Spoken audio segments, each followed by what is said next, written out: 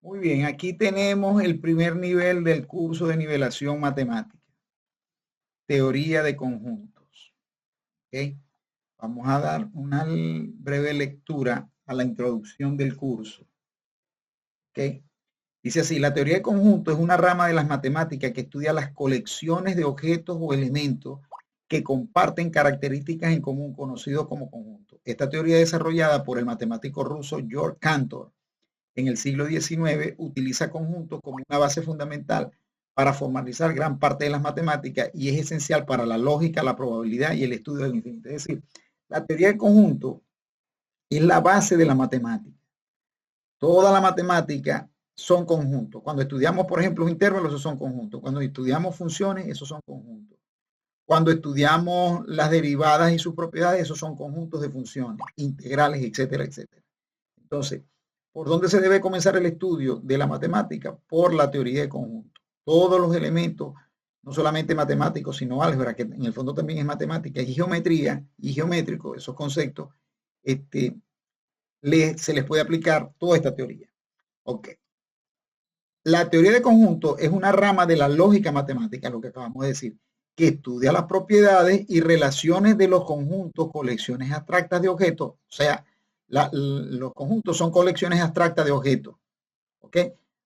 Pueden ser colecciones abstractas o reales. ¿Por qué? Porque cuando yo digo, por ejemplo, las letras vocales, A, E, I, O, U, ahí estoy, yo sé que eso es abstracto, pero se puede representar por un símbolo. Entonces, son varios elementos que se pueden encerrar, que tienen características definidas, ¿verdad? Se pueden encerrar en un grupo, se pueden agrupar, mejor dicho. Entonces, ahí tenemos la idea de conjunto.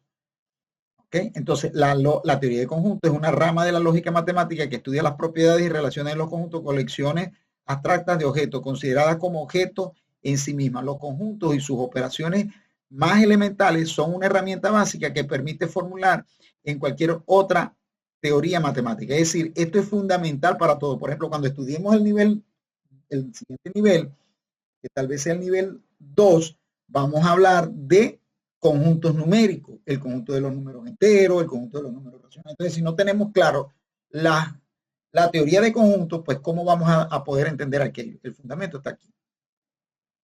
La teoría de los conjuntos es lo suficientemente flexible y general como para construir el resto de objetos y estructuras de interés en matemáticas. Lo que acabamos de decir es la simiente, de ahí nacen todos los conceptos matemáticos. Números, fíjate, los números son conjuntos, funciones, lo que acabamos de decir, las funciones son conjuntos, figuras geométricas son conjuntos, etcétera. Gracias a las herramientas de la lógica permite estudiar los fundamentos. ¿Okay? Además de la propia teoría de conjuntos, la propia teoría de conjuntos es objeto de estudio per se. ¿Qué significa per se? Por siempre. No solo como herramienta auxiliar, en particular las propiedades y relaciones de los conjuntos infinitos. En esta disciplina es habitual que se presenten casos de propiedades indemostrables o contradictorias, como la hipótesis del continuo o la existencia de algún cardinal inaccesible. Cardinal, cuando nosotros nos hablan en matemática y en lógica de cardinal, significa número, un número inaccesible. Por esta razón, sus razonamientos y técnicas se apoyan en gran medida en la lógica matemática. La teoría de conjunto tiene el fundamento de la lógica. Nosotros no podemos aprender matemática si no aprendemos lógica, y aquí vamos a aprender lógica, por lo menos el fundamento. Si queremos ser más especialistas, si queremos transformarnos en más especialistas en el estudio de la lógica, pues tenemos que ir a un nivel superior y hacer un estudio más completo de la lógica. Perdón. El desarrollo histórico de la teoría de conjuntos se atribuye a Georg Cantor, ya eso lo dijimos por allá arriba, que comenzó a investigar cuestiones conjuntistas puras del infinito en la segunda mitad del siglo XIX, precedido por algunas ideas de Bernhard Bolzano. El señor Bolzano tiene un teorema muy famoso que es el teorema de Bolzano, que no lo vamos a detallar porque en su debido momento lo vamos a ver. E influido por Richard Dedekind, el descubrimiento de las paradojas de la teoría cantoriana de conjunto formalizado por Gottlob Frege propició los trabajos de Bernard Russell, Ernest Zermelo y Abraham Frankel. La teoría de conjuntos se emplea habitualmente como un sistema fundamental de toda la matemática. La matemática se fundamenta en la teoría de conjuntos. en particular en la forma de la teoría de conjuntos Zermelo-Fraenkel con el axioma de la elección, además de su papel fundacional, la teoría, o sea, en la teoría de conjuntos, vamos a decir así, es el fundamento. Por eso que dice aquí, además de su papel fundacional, es el fundamento, es la que funda, es la que inicia la matemática.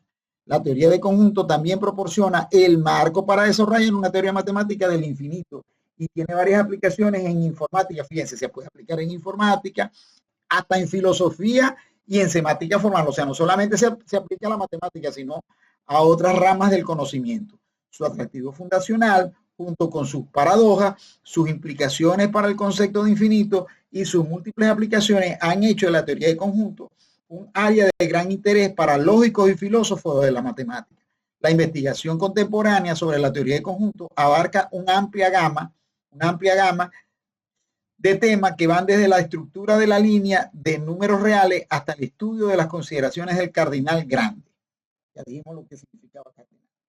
Ok. ¿Qué pasa? Que nosotros no es que vamos a estudiar completamente toda la teoría de conjuntos. Vamos a tomar lo más importante que nos hace falta a nosotros para desarrollar una buena formación en el área de la matemática. Aquí vamos a ver los conceptos básicos. Definición de conjunto. Ya por allá dijimos algo, ¿verdad? George Cantor, padre de la teoría de conjuntos, junto con Didek y Frege, alude a que el concepto de conjunto no está definido formalmente, pero que, dependiendo del contexto, es intuitivamente claro y alude a una colección de objetos. Es decir, cuando nosotros nos digan conjunto, sabemos que es una colección de objetos, reales o abstractos, pero es una colección de algo. Si yo tengo, ¿verdad? En una caja 100 huevos, ese es un conjunto de huevos de gallina. Si yo tengo en una caja 30 canicas o metras, ese es un conjunto de metras. Entonces, la idea de conjunto es lo importante, que es una colección de objetos que pueden ser reales o abstractos. Por ejemplo, cuando yo digo los sentimientos, el sentimiento de odio, de rencor, de amor, de tristeza, de incertidumbre, etcétera, etcétera. Eso también son conjuntos de elementos que son abstractos, porque eso nomás que existe en nuestra mente. En tal sentido, podemos decir que un conjunto, digamos ese, es una colección o agrupación de elementos, los cuales pueden ser tangibles. Cuando me dicen tangibles, que yo los puedo tocar. Tangibles o también ideales, lo que acabamos de decir, los sentimientos, el conjunto de los sentimientos es algo ideal. Los conjuntos formalmente se representan con letras mayúsculas y pueden ser definidos de dos maneras, por extensión y por comprensión. Es decir, los conjuntos, si yo voy a representar un conjunto, yo le asigno una letra mayúscula dentro del alfabeto del castellano.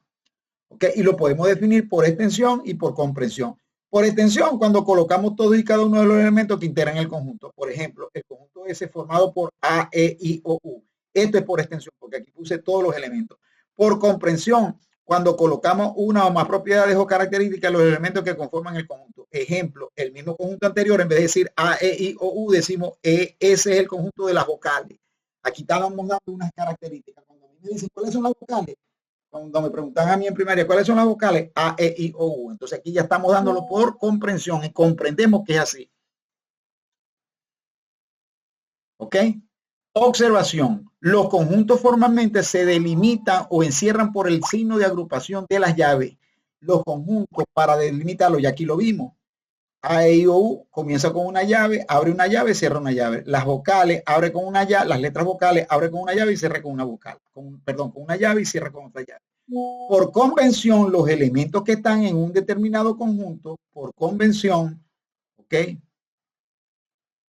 Por convención, los elementos que están en un determinado conjunto, ¿ok? Por convención, los elementos que están en un determinado conjunto, usualmente se acostumbra a representarlo con las letras minúsculas A, B, C, etc. Los elementos de un conjunto se representan con letras minúsculas. Los conjuntos como tal se representan con letras mayúsculas. La relación que existe entre un conjunto y cualquiera de los elementos que están contenidos en el conjunto es una relación de pertenencia. Esta letra griega que se llama epsilon, ¿verdad? Significa pertenece a. Es una letra griega que convencionalmente, por convención, se estableció por los matemáticos que significaba pertenece a. Entonces, la relación que existe entre un conjunto y cualquiera de sus elementos es una relación de pertenencia. ¿Ok? Si X es un elemento de un conjunto S, entonces X pertenece a S. Si X no es un elemento del conjunto S, entonces X no pertenece. Un pertenece, una epsilon con un slash, significa que estamos negando la pertenencia. Por lo tanto, aquí X no pertenece a S, en cambio aquí X pertenece a S. Ok, aquí dejamos unos ejemplos que se los voy a dejar de tarea. Dado el conjunto A formado por los elementos 1, 2, 3, 4, 5, establezca cuál de las siguientes proposiciones son verdaderas y cuál es falsa. Usted me va a decir si A pertenece o no pertenece, si uno pertenece o no pertenece a A. Usted tiene que buscar uno y ver si está en A. Si está en A, usted dice A no pertenece, entonces esto sería falso, porque sí pertenece porque está en A. Y así va a ser con el resto de los demás. Eso se lo dejo de tarea. Lo hacen y me los envían por WhatsApp para yo ver si lo hicieron bien o lo hicieron mal. Subconjunto o inclusión. Este es otro tema importante, otro aspecto importante a considerar. Dado un conjunto S, se define como subconjunto del conjunto S a todo conjunto contenido en S. O sea, cuando un conjunto está dentro de otro conjunto, yo digo que ese conjunto que está contenido en ese otro conjunto es subconjunto o está incluido en ese conjunto. El símbolo de subconjunto o inclusión de conjunto es una C con una rayita baja horizontal. ¿Okay? Esto es muy importante tenerlo en cuenta. Lo voy a poner en negrito que no lo había puesto en negrito. ¿Ok? Formalmente podemos establecer esta definición de la siguiente manera. Dado dos conjuntos A y B, se dice que A es su conjunto de B. Esta flecha, esta doble flecha, o sea, una flecha con un segmento con doble flecha, se dice que A es su conjunto de B, sí, solo sí, para todo, una B de Venezuela, o sea, una A mayúscula al revés, significa para todo X, ¿verdad? Para todo X, si X pertenece a A, entonces X pertenece a B. O sea, si A está incluido en B, todo elemento que pertenezca a A, si yo tengo un elemento que pertenece a A, automáticamente pertenece a B. ¿Verdad? Veamos un ejemplo en la vida real. Yo digo, toda persona que está en Maracaibo es venezolano, pero toda persona que es venezolano no está en Maracaibo. Entonces, si yo tengo una persona en Maracaibo, garantizo que está en Venezuela. ¿Por qué? Porque Maracaibo está incluido en Venezuela. ¿Okay? Eso es lo que quiere decir esto. A, su conjunto de B, sí, solo sí, para todo X. Si X pertenece a A, entonces X tiene que pertenecer a B. Si X está en la parte que está dentro de B, o sea, BX pertenece a A, necesariamente como A está incluido, está dentro de B, X también tiene que estar incluido en B. Es decir, A es un subconjunto de o está incluido en B. Se puede hablar de las dos maneras. Es muy importante. Nosotros vamos a ver, por ejemplo, más adelante en los próximos niveles, que el conjunto de los números naturales está incluido en el conjunto de los números enteros. Es decir, todo número natural es entero, pero todo número entero no es natural. Hay números que son enteros y no son naturales, pero si es natural, ya yo garantizo que es entero. ¿Ok? Observación, esta doble flecha, aquí se los coloqué, se lee sí y solo sí, signo de doble implicación. ¿Qué significa doble implicación? Que si se cumple que A pertenece que X pertenece a A, entonces X pertenece a B, entonces se va a cumplir que A es su conjunto de B. O si se cumple que A es su conjunto de B, se va a cumplir esto. Por eso es que hablamos de una doble implicación. Cuando usted vea una doble implicación, lo que está antes de la flecha implica lo que está después de la flecha, y lo que está antes de la flecha y lo que está después de la flecha implica lo que está antes de la flecha. Eso es lo que quiere decir doble implicación. Y se lee sí, solo sí. Signo de doble implicación, lo cual significa que la proposición se cumple en ambos sentidos, es decir, de izquierda a derecha y de derecha a izquierda. Si esto es verdad, entonces todo esto es verdad. Para todo X, si X pertenece a, entonces esta flecha, esta sola flecha, fíjense que aquí hay una sola flecha. Esto es una doble flecha, pero aquí tengo una sola flecha. Esto es un signo de implicación, no una doble implicación, porque voy a ir de izquierda a derecha. Se lee entonces, aquí se lee esto, doble flecha, en los extremos se lee sí, solo sí. Aquí una sola flecha se lee entonces. Hay que aprender el lenguaje matemático. ¿Por qué? Porque si no hablamos el lenguaje matemático no podemos entender las cosas básicas de la matemática. Se lee entonces signo de implicación, lo cual significa que la proposición se cumple solo en un sentido, es decir, de izquierda a derecha solamente. ¿Ve? Aquí se va a incumplir de izquierda a derecha y de derecha a izquierda. En cambio, para esta parte de aquí se va a cumplir solamente de izquierda a derecha, pero no de derecha a izquierda. ¿Por qué? Porque aquí no hay una doble implicación. Aquí hay solamente una sola implicación. Okay. igualdad de conjunto. Importante esto. Dado dos conjuntos A y B, se dice que A es igual a B. Sí, solo sí, fíjense que hay una doble implicación. Para todo X, si X pertenece a, para todo X, perteneciendo X a, sí, entonces, sí, solo sí, X pertenece a B. Es decir, que si dos conjuntos son iguales, si X está en A, X también tiene que estar en B, porque son iguales. Yo no puedo decir X pertenece a A y X no pertenece a B. Eso sería una contradicción. ¿Okay? Es decir, si A y B tienen los mismos elementos, entonces son iguales. ¿Okay? Observación. Si un conjunto está incluido dentro de otro conjunto y los dos conjuntos no son iguales, es decir, yo tengo que A está incluido en B, pero A y B no son iguales, entonces A es su conjunto propio de B. Cuando ya yo le quito la rayita de abajo, eso significa su conjunto propio. Lo voy a resaltar aquí también. No lo resalté, pero lo voy a resaltar ahorita en negrita. ¿Ves? Su conjunto propio. Es decir, si un conjunto está incluido en otro y a la vez esos dos conjuntos son diferentes, entonces A es su conjunto propio de B. En cambio, si A está incluido en B y B está incluido en A, entonces A ya no puede ser diferente de B, tiene que ser igual a A. A es igual a B, A es igual a B, sí, solo sí. A está incluido en B y B está incluido en A, lo que yo les acabo de decir. Esta I, esta B de Venezuela al revés, se lee I. Eso es conjunción, ¿ok? Considere los conjuntos A, B y C. Entonces, A es su conjunto de sí mismo. Todo conjunto es su conjunto de sí mismo. Entonces, conoce como propiedad reflexiva. No lo coloqué aquí, pero es así. A es igual a sí mismo. Todo conjunto es igual a sí mismo. A es igual a B implica que B es igual a A. Si A es igual a B, B es igual a A. Y si B es igual a A es igual a B. ¿Por qué? Porque hay una doble implicación aquí. Cuarta propiedad que se deduce. Si A es igual a B y B es igual a C, por transitividad A tiene que ser igual a C. ¿Ok? A es su conjunto de B y B es su conjunto de C, entonces A es su conjunto de C por transitividad. Esto se conoce como transitividad. Conjunto unitario. ¿Qué es el conjunto unitario? Es aquel conjunto que solo tiene un elemento. Por ejemplo, cuando yo digo A es igual al conjunto formado por 1. Fíjense que aquí A solamente tiene un elemento, que es el 1. B es igual al conjunto formado por vacío, por el símbolo vacío. Este es un conjunto unitario porque tiene solamente un elemento, que es el símbolo vacío. Conjunto vacío que se representa con phi. Esta letra es una letra griega que se lee phi. Es aquel conjunto que no tiene elemento. Por ejemplo, si yo tengo A igual, abro llave, cierro llave, aquí no hay elemento. Entonces este conjunto es vacío, no tiene nada. Por lo tanto, eso implica de que A es igual a un conjunto vacío.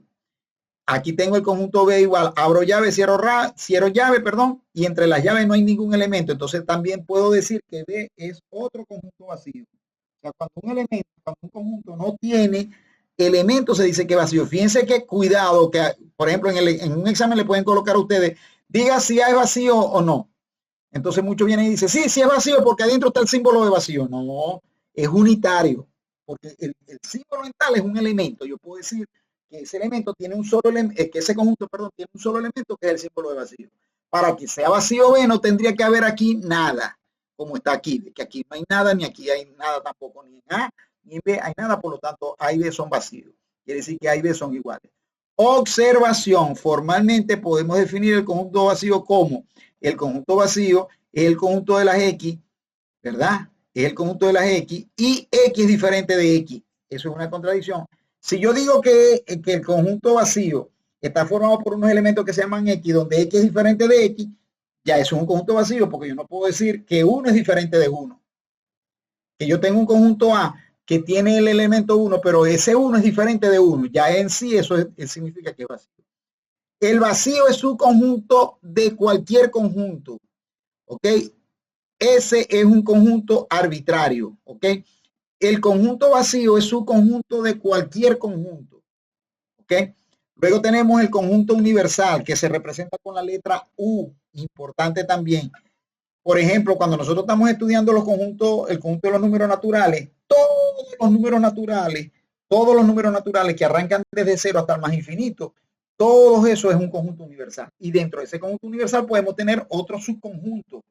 Los conjuntos que van de 0 a 1, los naturales, perdón, que van de 0 a 10, los naturales que van de 10 a 1000, los que van de 1000 a 10.000, etcétera, etcétera, etcétera. Podemos tener muchos subconjuntos dentro de ese conjunto universal que se conocería como los números naturales. Pero cuando nosotros pasamos a estudiar el conjunto de los números enteros, ya el conjunto de los números naturales va a estar incluido, va a ser un subconjunto del conjunto de los números enteros. Por lo tanto, mi conjunto universal sería el conjunto de los números enteros. Cuando paso al conjunto de los números racionales, entonces los naturales y los enteros no serían los universales, sino su conjunto del universal, que serían los racionales. Y ya cuando voy a los reales, el universal serían los reales. Y cuando voy a los complejos, el universal serían los complejos. Entonces todo va escalando. ¿Ok? Muy bien. Conjunto universal. Se asumirá la existencia de un conjunto U de referencia. O sea, el conjunto universal es un conjunto de referencia en donde viven todos los elementos con los cuales se va a trabajar. El conjunto universo es todo.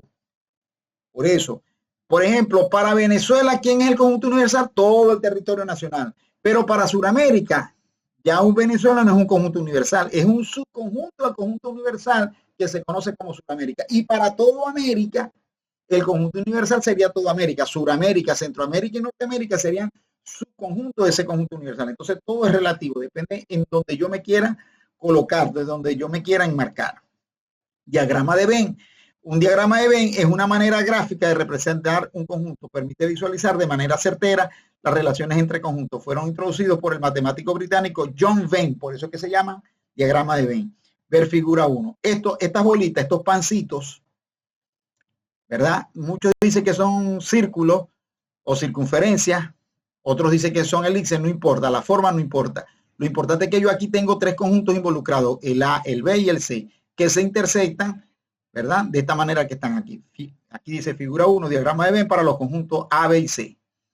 Operaciones con los conjuntos. Tenemos que aprender a hacer las operaciones con los conjuntos. Considere los conjuntos A, B, C y el universal, referencia a un universo.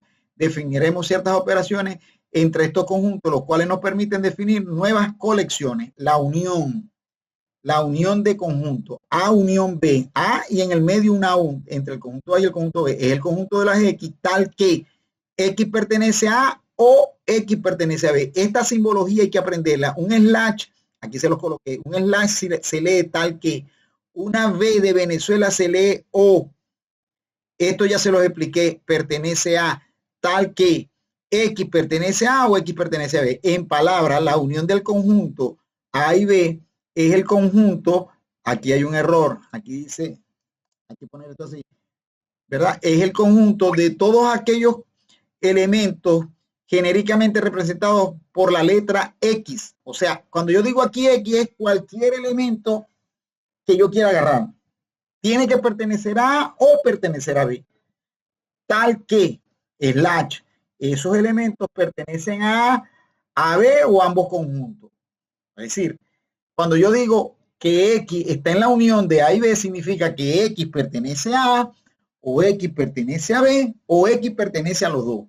Por eso es que yo coloco aquí, observación, la unión de dos conjuntos siempre existirá, aun cuando los conjuntos no tengan elementos comunes. ¿Okay? Nosotros podemos tener conjuntos que tienen elementos comunes, y hay unión, y podemos tener conjuntos que no tienen elementos comunes y también hay unión. La unión siempre va a existir, la unión nunca va a ser vacía. En cambio, como vamos a ver más adelante, la intersección sí puede ser vacía. Ejemplo, dados los conjuntos, aquí tenemos el conjunto A formado por los elementos 1, 2, 3, 4 y 5 y el conjunto B formado por los elementos 4, 5, 6, 15 y 20. Fíjense que resalté los comunes entre ellos, que son el 4 y el 5. Aquí está el 4 y el 5 y aquí está el 4 y el 5. La unión de A y B, que aquí la tengo, la voy a poner en negrita para que resalte más, va a ser todo lo que está en A o todo lo que está en B o todo lo que está en A y en B, sin repetición. Por ejemplo, el 4 y el 5, ¿verdad? Está en A y está en B, no lo puedo poner dos veces. Ah, bueno, como está en A lo pongo y como está en B también lo pongo. No, fíjense que yo coloqué 1, 2, 3, 4, 5. Estos son los comunes, ¿ves? Estos son los comunes, los que están en los dos. ¿Ok? Esos son los comunes, ¿ves? Lo voy a resaltar. No se repitieron. Después viene el 6, el 15 y el 20 que están en B, pero que no están en A. El 1, el 2 y el 3 están en A y no están en B. Y el 6, el 15 y el 20 están en B y no están en A. Y el 4 y el 5 están en A y en B. Como podemos apreciar, entre el conjunto A y el conjunto B existen dos elementos en común, que son el 4 y el 5. Para obtener la unión, se deben colocar todos los elementos que están en A, en B o en ambos. Esto sin repetición, lo que acabamos de decir. Ok, veamos ahora otro caso. Dado los conjuntos A de elementos 1, 2, 3, 4, 5 y el conjunto B de elementos 6, 15, 20, A unión B es todo lo que está en A o todo lo que está en B. Aquí no hay elementos en común. Entonces, ¿quiénes están en A? 1, 2, 3, 4, 5. ¿Y quiénes están en B? 6, 15, 20. Aquí está. En diagrama de Venn lo podemos representar así. El ejemplo 1, que es donde hay dos elementos en común, que son el 4 y el 5, se van a intersectar los dos diagramas. Fíjense, el conjunto A se va a intersectar con el conjunto B. Y aquí en la intersección van a aparecer los elementos en comunes.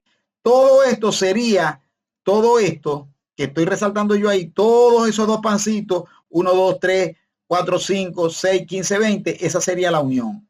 Cambio, en el segundo ejemplo no hay nada en común, no se van a intersectar porque en A está 1, 2, 3, 4, 5 y en B está 6, 15, 20. Y hay unión, aquí hay unión y aquí también hay unión.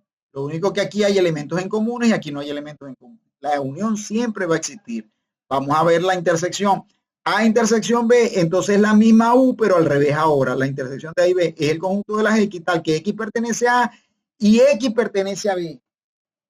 El mismo ejemplo, en palabras, la intersección del conjunto A y B es el conjunto de todos aquellos elementos genéricamente representados con la letra X, tal que esos elementos pertenecen simultáneamente a A y a B.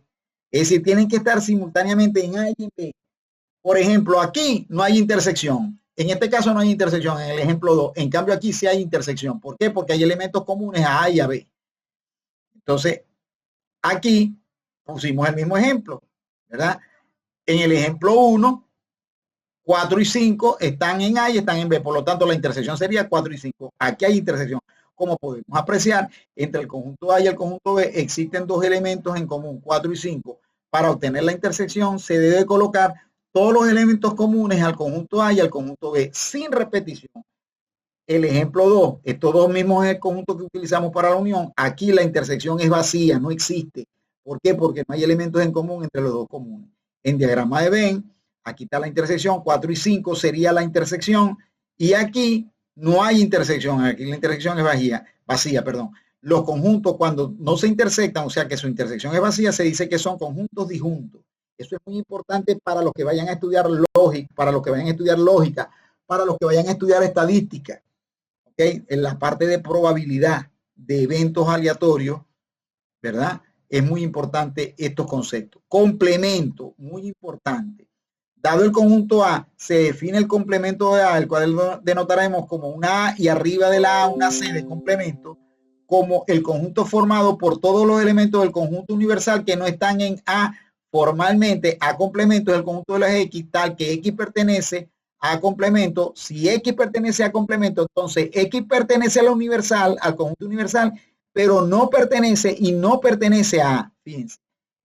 El complemento es todo lo que está rayado. Aquí está el conjunto A y aquí está el conjunto B. Todo esto que está en B, pero que no está en común en A y B, está en el complemento. Pero lo que está aquí donde está blanco, en A, no está en el complemento. O sea que el complemento, en otras palabras, es lo que le falta a A para llegar al ser el conjunto universal. Si yo a le sumo todo lo que está rayado, llego a ser el conjunto universal. Por lo tanto, todo lo que está rayado sería el complemento, lo que le falta. Lo que le falta al conjunto A para llegar a ser el conjunto universal. Y por último tenemos la diferencia. Dado los conjuntos A y B, se define la diferencia de A y B, la cual denotaremos como A menos B, o también modernamente se le define como A/B al conjunto formado por todos los elementos que están en A y que no están en B. Por ejemplo, si yo tengo el conjunto A y el conjunto B que se intersectan aquí, la diferencia entre A y B es todo lo que está en A, pero que no está en B. Por supuesto, todo lo que está en A está en el universal, ¿verdad? Aquí estaría A menos B. Aquí en el medio estaría A intersección B. Y aquí, de este lado, que no es el medio ni lo que está rayado, estaría B menos A. O sea, lo que está en B, ¿verdad? Pero que no está en A. Bueno, es todo por referir.